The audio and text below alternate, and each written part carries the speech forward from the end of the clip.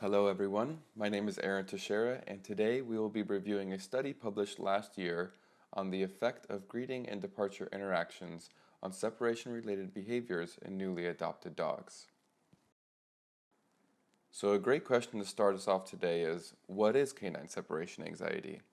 Now many of us know what this looks like, but basically it is an anxiety disorder associated with separation from the owner. Common features include problem behaviors associated with separation from the owner, which are referred to as separation-related behaviors.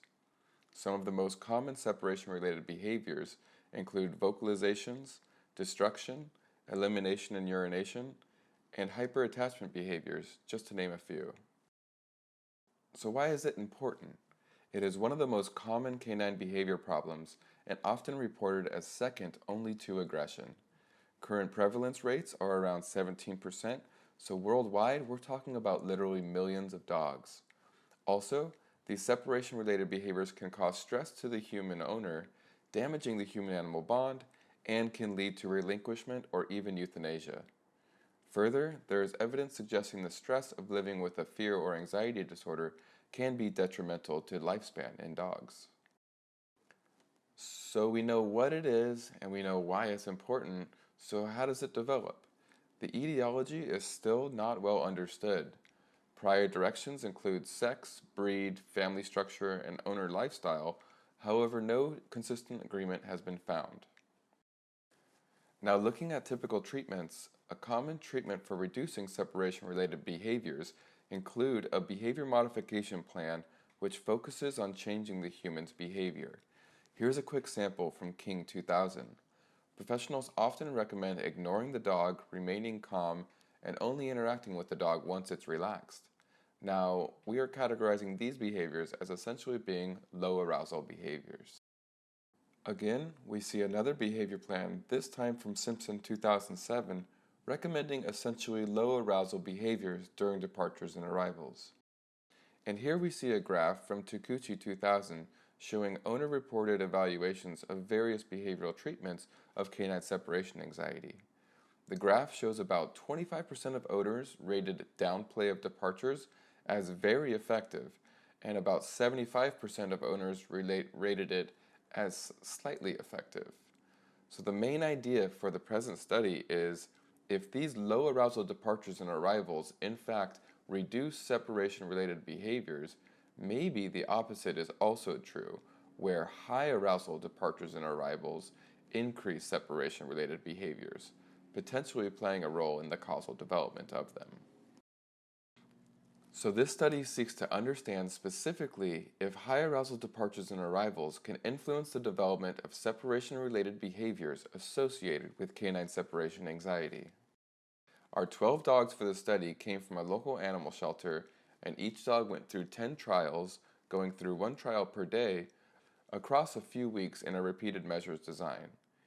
Each trial consisted of 3 10-minute periods, and I'll explain more on this in just a second. The dogs were randomly assigned to be in either the high or low arousal group, and in the high arousal group, experimenters engaged in high energy greetings and departures with a lot of playing, petting, and talking to the dog, while in the low arousal group, experimenters engaged in low energy greetings and departures by greeting the dog with a single pet, sitting down to read a book, and then departing with a single pet. Our study design is similar to when the owner comes home for a brief visit and then departs again.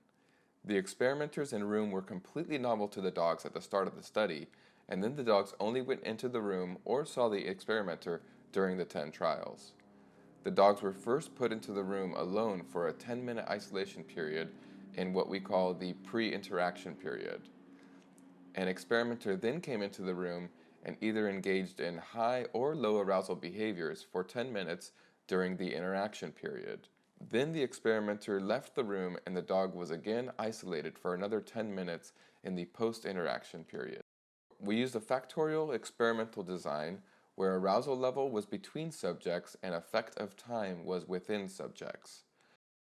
We hypothesized that high arousal arrival and departure interactions will lead to an increase in apparent separation-related behaviors throughout the 10 trials, and low arousal interactions will have no effect on separation-related behaviors throughout the trials.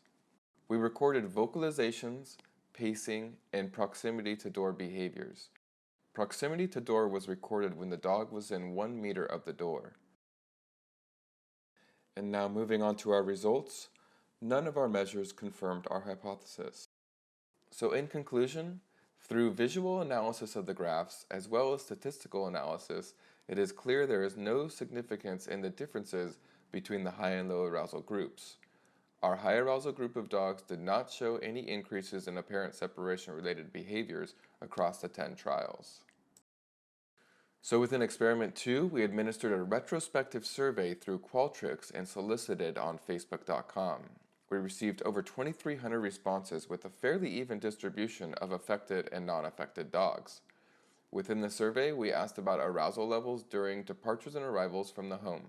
We were interested if the dogs with separation anxiety had been more exposed to high human arousal behaviors during arrival and departure events than the non-affected dogs. For our diagnosed measure, we asked participants about a professional diagnosis. For our owner-reported canine separation anxiety measure, they were shown a list of separation-related behaviors associated with diagnosis and then asked about if they think their dog has canine separation anxiety. And we also collected owner-reported frequencies.